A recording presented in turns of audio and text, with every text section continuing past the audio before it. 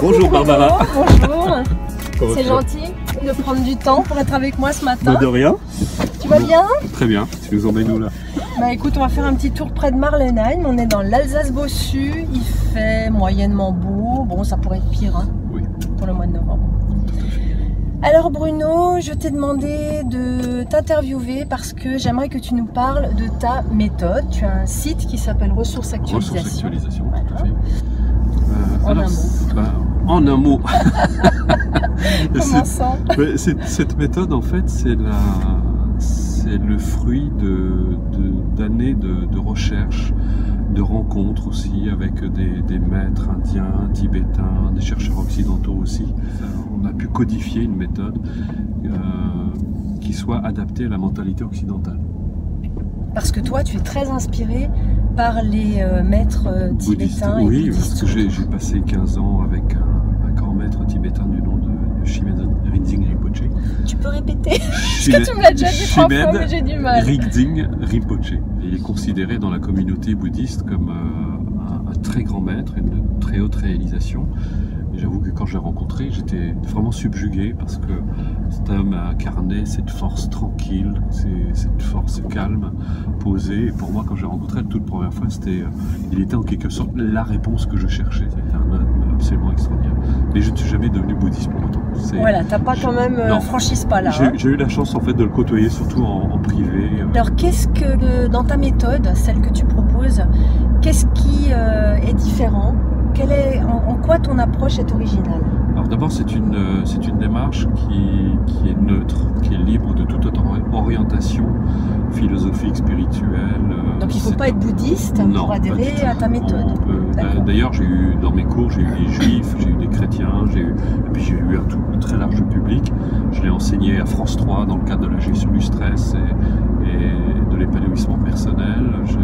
Elle a été enseignée à l'Institut suisse de police, dans les hôpitaux universitaires à Strasbourg.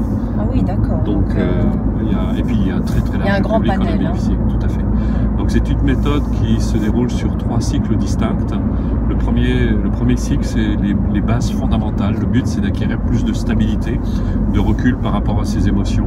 Donc on va avoir une technique essentielle qui est la concentration intérieure, qui est très mal connue en Occident, même si on parle de plus en plus de méditation. Oui, voilà, souvent les gens ne comprennent pas. C'est qu'il faut simplement comprendre, c'est que notre conscience, en état ordinaire, a la fâcheuse habitude de s'identifier à nos pensées et aux émotions qui leur sont liées forcément.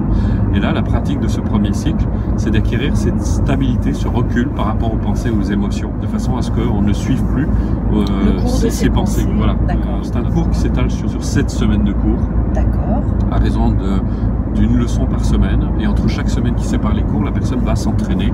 Ça prend minimum 20 minutes par jour. Si la personne peut plus, ben c'est tant mieux, mais ça, en tout cas qu'elle le fasse. Mais il faut qu'elle le fasse, ça doit être comme un entracte, pas comme une contrainte. Ça doit être un entracte qu'on s'accorde dans sa journée.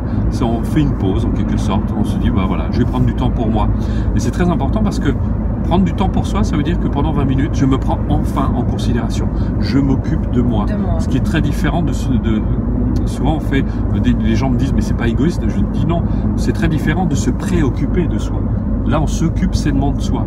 Et prendre soin de soi, ben, c'est prendre soin des autres aussi, parce qu'on va accorder aux autres ce que l'on s'accorde à soi-même finalement. La charité bien ordonnée commence par soi-même. Dans le deuxième cycle, on va avoir un grand nombre d'antidotes. J'aime bien ce nom-là, c'est mignon ça, antidote. Tout à fait. Bah, c'est un mot qui est très utilisé dans le bouddhisme. Il est parlant quoi. Ah, il est utilisé dans le bouddhisme. Oui, parce qu'on dit qu'à chaque émotion, eh bien, il y a un antidote. L'amour va être l'antidote à la haine.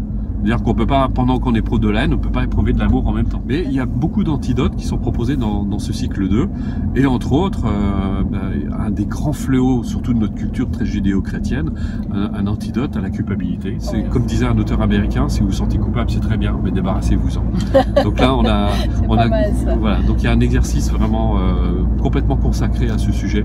Donc, tellement c'est important. Puis bon, on voit les incontournables techniques de visualisation, d'imagerie mentale, d'autosuggestion, Dans le cours d'ailleurs on fait la distinction entre la visualisation et l'imagerie mentale. Oui, ça c'est intéressant. Voilà, il y a une grande confusion dans ce domaine, parce que l'imagerie mentale c'est ce qui se produit spontanément au niveau de notre esprit, donc c'est des contenus qui viennent de l'inconscient. Voilà, c'est ce que tu disais, c'est qu'en fait en pratiquant la visualisation, on peut accéder à des images qui vont se présenter spontanément dans notre esprit. Et qui viennent de notre inconscient. Et ensuite il y a le cycle 3 dans ta formation. Alors le cycle 3, là on entre dans une démarche beaucoup plus spirituelle, mais encore une fois, libre de toute orientation philosophique ou religieuse, c'est un savoir pur. Donc on va aborder des notions comme l'impermanence, l'interdépendance, la vacuité. On va découvrir aussi évidemment la méditation, parce que ce sont des cours essentiellement pratiques. Le but c'est vraiment de donner aux gens les moyens de se transformer, de se réaliser, de s'accomplir. Ça sert à rien, comme disait, c'est Jung qui disait, une vérité intellectuelle est une piètre vérité. Et il avait raison d'ailleurs. Et là il s'agit vraiment de mettre en pratique.